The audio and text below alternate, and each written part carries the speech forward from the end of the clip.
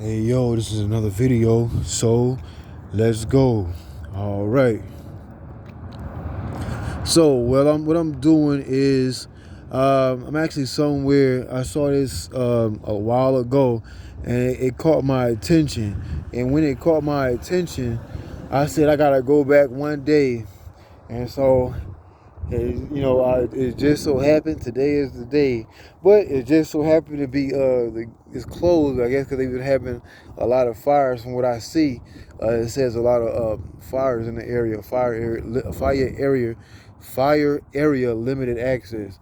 So what I'm doing is I'm just gonna show you from a distance. So here it is. All right, where I'm at is Lake Pyramid in California.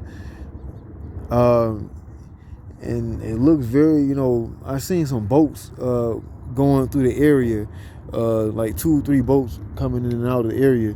So they must have a way to access it from where the public can't get to it. But I was just out here doing. Wow.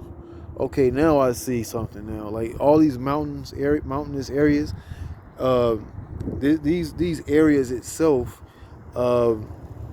They look the peaks of them are very tall, but this one I see right here. Let's see.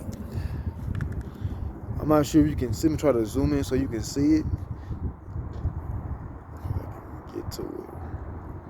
Right there. See that one? That one's like right on the water, really, or right in the middle of the water, and that one looks just like a pyramid, but it's hard to see because the sun is on this side right here. I'm trying to give you some shade so you can see it a little better, but you won't be able to see the video. But that spot right there, if I can get it a little clear.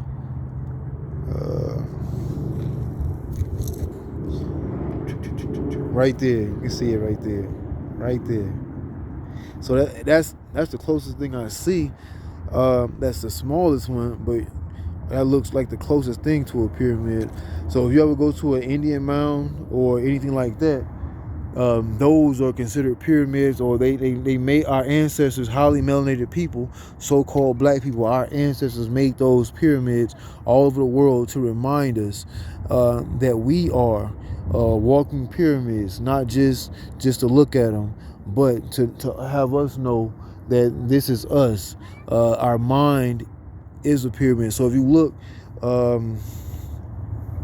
due to information, there's a book called The Ninth Arch by Kenneth Grant, and they speak on the pyramid and the sword. The pyramid is the head or the mind, and the sword is the actual Kundalini energy. That's the energy or your weaponry you use, and the weapon you use for your power. If you remember, if you ever watched the movie Excalibur, when King Aurthur faced what's his name?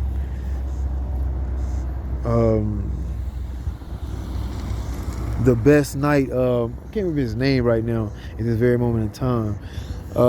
His lady Gwinnavere had an affair with him. Was it Lancelot? I think it might have been Lancelot. If I'm not mistaken, I think it was Lancelot. But I don't want to be. If you ever watch the movie, you'll see what I'm talking about. But he ended up facing him, and he was considered the best knight. He was guarding an area to the point where he couldn't. he had to cross. His people had to cross, and they wouldn't let him cross. He wouldn't let his people cross, and anybody that had to cross, they had to face him. And he was like considered the best knight in the area. He was holding that area down. And so when he faced him, he knew he had cheated. Cheated as in the physical form, but he used his energy in order to beat the best knight. The energy.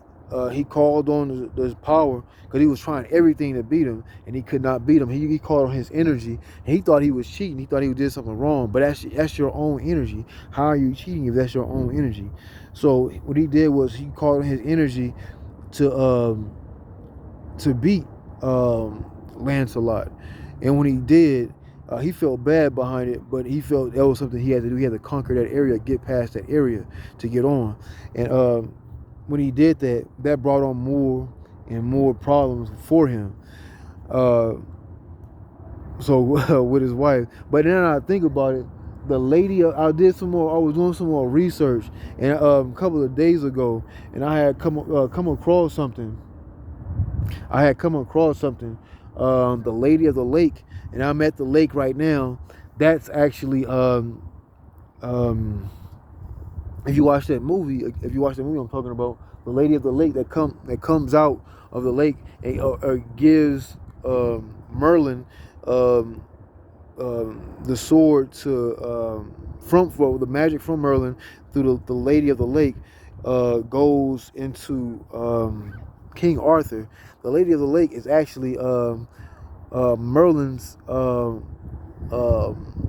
like his lady, like, so like that's really his lady, and I didn't know that until I was like reading some other book that had nothing to do with it, but it was leading along that line. And then I have this book, a correlation book for ancient deities, and the deities, that book, and I was looking in the V's, and the V's, I was seeing different names, and I was in a section of the V's. The V's, come to find out, the Lady of the Lake, she's actually Merlin's, they're like companions, but they didn't get into that in the movie. So when you do more research and about certain things, more of these stories and mythologies start to make sense. It's so funny, I'm at the lake right now, and it's like he received the Excalibur, they saying through the waters. He received, or the Lady of the Lake, she gave him the sword at the end of the movie. He told Parsival to throw the sword back into the lake, because that's his energy. He wouldn't be able to die right or rest easy. So if you remember, Bobby Hemmitt was talking about the whole Arthurian mythology about how Kennedy was killed. They sent him out to the lake. That was a whole Arthurian ritual they were doing. They sent him out on the lake because his spirit or his energy is gone. So it was a ritual used, as in he was looked at as King Arthur. But Parsival himself, he should have kept the sword for himself, because he was the one that got the Grail, gotten everything, and he rose his way up to the top. He rose his way up to the top from being just out in the country, a country boy. And when he saw Lancelot, he saw it in the movie, he was thinking, hey, this is a knight. He wanted to be a knight when he saw him, because his mother didn't want him to be a knight. You know, if you look at a lot of other backstory, and she tried to have him withdraw from being that, and but he went on with his heart and went on his journey and became the closest thing to King Arthur, and he was able to save or get the Grail, and the Grail is in the cup. He was able to win the Grail back, so Arthur can get his energy. It's almost like the blood you lose when you actually have sex and you come. It's the same thing. You're not supposed to lose that. You're not supposed to lose any fluids, because you're always supposed to keep going. That's the way you build your energy. When you lose that, that's why we get so tired and sleepy, because that's blood inside of that. That's when babies are able to be born, and we're not supposed to be having children. So, but yeah. So if you look at that, there's a lot more into this, but the Lady of the Lake is actually Merlin's his significant other in another form.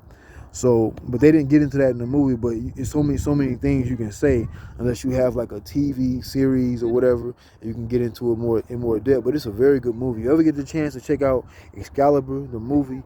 And I wasn't even thinking about it at the time when I came out here, but that's just how it is. And I read that like a few days ago, and I was doing some research, and it came up to me, and now it makes more sense, because the sword Excalibur, which is your spine, your Kundalini energy for highly-melanated highly-melanated people, or so-called black people, that energy we have that, and we rise it up into our pineal gland.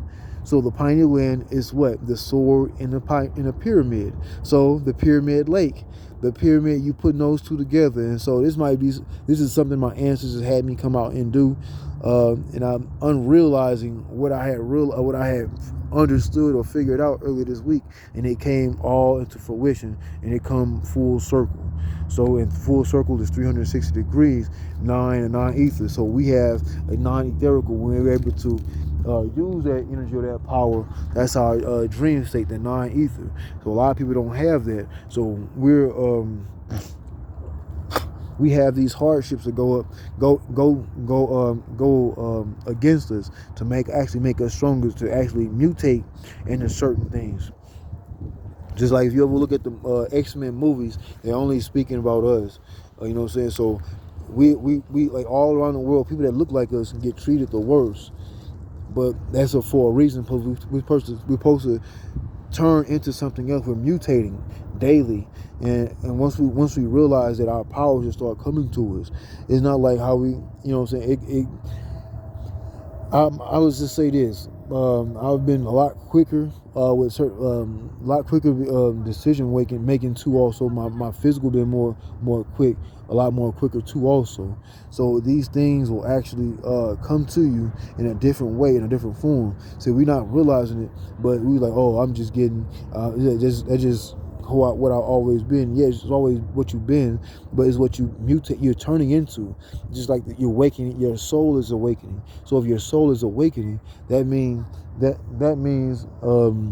you're turning into your the best version of yourself.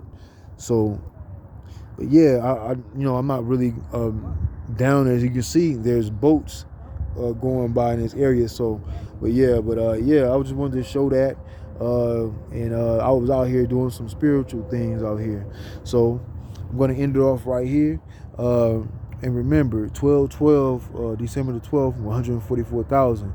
It don't have to take all those people. It's only 2 people I can take. Ashe.